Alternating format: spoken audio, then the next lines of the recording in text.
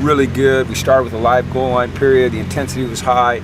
And then, you know, I'm a guy, as you guys know, that doesn't like fights. And I think that we had a fight there. And so I decided to stop practice and run them. And that was the end of it. So they had a little team meeting. We'll come back at it tomorrow and get after it again. I think, you know, you get in training camp and you've had a number of practices like this, and the intensity gets ramped up, but I think what's really important is that we have to be able to maintain our composure and know when to back off, especially when you're talking about the possibilities of somebody getting hurt. You know, the two guys that were in the fight were skill position players, and you know, all it takes is one of those guys to break a finger, and you know, we've got problems. And so I think it's just part of trying to learn discipline. And we ran a little bit, and we'll get back after it tomorrow. Will there be any disciplinary action against the guys involved? No. I mean, it's football. You know, it stuff happens, but you just you can't just let it go. You know, at least I don't think you can just let it go. And I don't like the adage, well, it's football. It's just a fight. You know, it is football, and there are going to be fights, but that doesn't mean you just say they're okay. You know, I just never subscribe to that theory. You know, I think some coaches maybe like it. I don't really like it. You know, so. Is it kind of an opportunity for some of the leadership on the team to step up? Yeah, I think so. You know, I think what you're looking for at camp like this is, especially when you lose guys like Jonathan and you lose, you know, Daytone and some of those other guys. Dalton Hilliard was a real leader, you know, wasn't a captain. You're looking for guys to step up and kind of grab the team. And so, you know, I can walk out of here and let's see how they react. You know, I mean, I was watching them. You know, I want to see how they react sometimes. And it's just all part of the process. You know, sometimes it doesn't look good. I said this a couple days ago. Sometimes things out here look a little ugly, but it's all part of trying to learn and come together as a team. And, you know, but like I said, it was a great practice. I was about to end it anyway. Took the pads off, but I just don't like the fights. You know, I don't like them. I never have, and I don't think I ever will. And we got to learn to push past that. And I don't want them hitting each other. I don't want them saying negative things to each other. So we just got to avoid that. Were you surprised that the leadership didn't step up?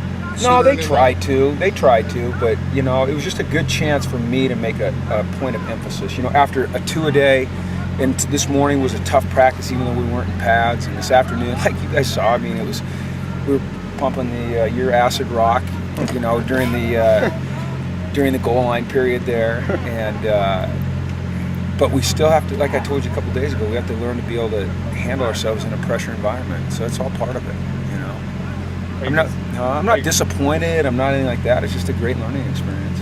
Are you concerned about tensions lingering between certain players? No, those guys, they walk off the field together. They'll go eat dinner together. That doesn't happen. No, I mean, that just doesn't happen. You know, have you guys played football on a football team? You have. Does sitting on the bench count as playing? Well, you've been on a football team, right? I think my position was tackling down. Yeah, so. When you've been on a football team, I mean, you can understand that, I mean, it is intense out there, and it's emotional, it's passionate, and these guys are great competitors, and they hate to lose, you know, at anything. And so you're going to have those moments where things flare up, but you still have to be able to back away, you know, and I think we need to learn that. So we're learning it. But no, things don't carry over. These kids get over it quick. They like each other. They respect each other. They get along with each other. Not always out here, but they get along with each other. So I don't worry about it. So anyway, so now I don't have to talk tomorrow. So can we ask you about practice now? Yeah. While you're out here? Practice. Yeah, ask anything you want to. So you said it was going really well up until that point. Talk a little bit about what you were noticing about what made it such a good practice. Like the focus. I like the focus. You know, and what we did is we came right out of stretch and went right into live goal line. So that was just one of those situations where, okay, fast start, put the ball down and let's go. I thought the offense looked really good in that period. I think the defense was probably caught a little bit off guard. It was really their first chance to really tackle live. We've seen it many times, that first practice where you're tackling live, the defense isn't sure that they can tackle live. I just like the competitiveness. I thought Brett was on fire. The concentration was good. You know, we were going at a fast pace, and you know, unfortunately, we had the skirmish at the end, so decided to end it. A few of the offensive linemen went off first. Caleb and Caleb just, Alex. you know, he started to get short of breath. Okay. I think he's okay. I'm Alex not sure looked like about he was Alex. Getting tested for concussion. I don't know. Yeah, you know, you guys know how careful we are with that stuff. I have not talked to Ant yet, so I don't know what or who went out and why they went out, but I'll let you know. I know this with us, if a guy shows any concussion-like symptoms, then we're going to yank him. You know, we're not going to put him back in there. And our coaches are really careful about that too, just making sure that we try to recognize it. Is that just an effect of having your first day of full go that you have, three, I think it was right in a row, they seemed like offensive linemen were coming out? I don't know. We were just talking about that, why our offensive linemen seem to get dinged, you know, and I don't know the answer. I wish I did know the answer, but I don't know the answer. And, you know, you look at the film and you go, okay, are we doing something differently than, you know, we've done in the past as coaches? No. The equipment's better. You know, I mean, they're bigger and they're faster and they're stronger and they move quicker and the collisions are a little bit more intense, but I don't know, but it's concerning, you know. I mean, it's concerning from a team standpoint, and it's concerning for the kids as well. At least you have a little more depth this time in the offensive line. Yeah, I know, but I just, you know, I worry about those guys and head injuries, you know, and I think there's so much focus on it nationally that I think that at times, and I, you know, you guys know I'm extremely sensitive about this subject, but at times I think there is a fear factor with these kids. You know, they're still young, they're still maturing. Maybe they haven't had, you know, a headache when they've played football, and so a headache, maybe they might overreact. But if they're going to react that way, then we have to overreact on the side of being cautious, and that's what we're always going to do. Because if they're not overreacting and it is really something that needs to be looked at, then we don't ever want to make that mistake, ever. So, does the line depth become more of a concern if any of those end up being more serious issues? Yeah, I don't think they will be, though. You know, I think what I think is great about Anthony Venude is that, and the attitude of our staff is we get them out.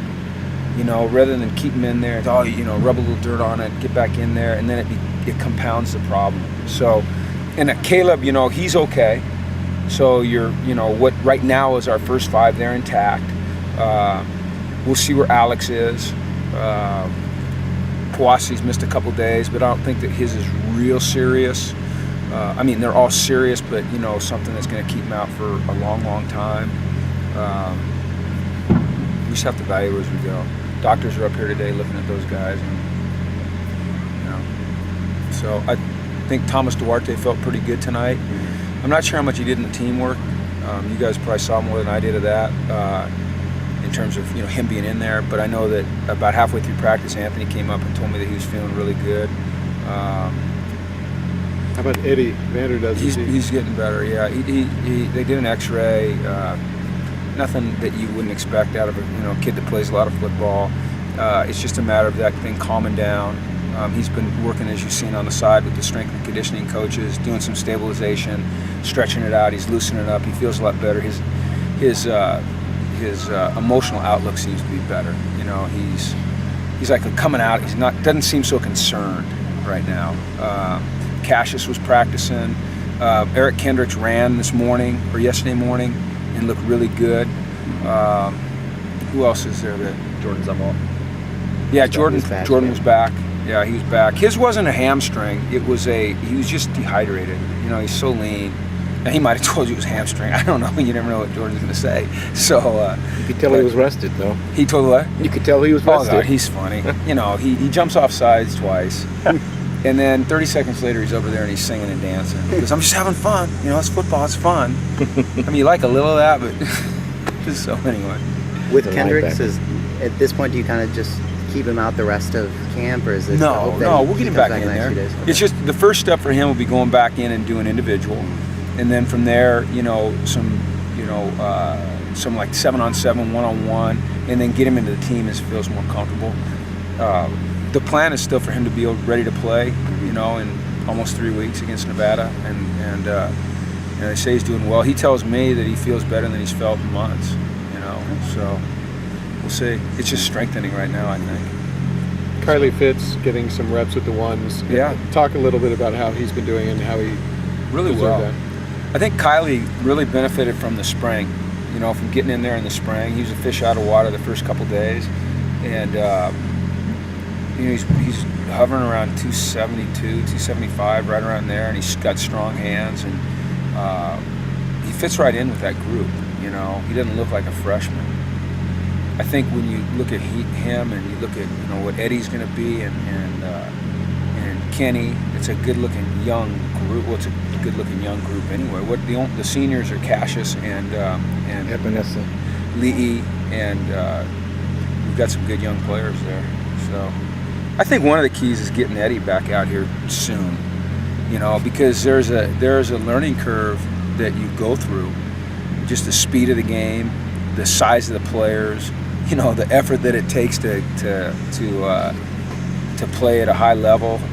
These guys, some of these big guys are used to playing against 180, 195 pound offensive linemen in high school, and there's not many of those in the Pac-12. So it just takes more energy, and they have to learn how to do it. So Eddie needs that work, but Kylie's adjusted.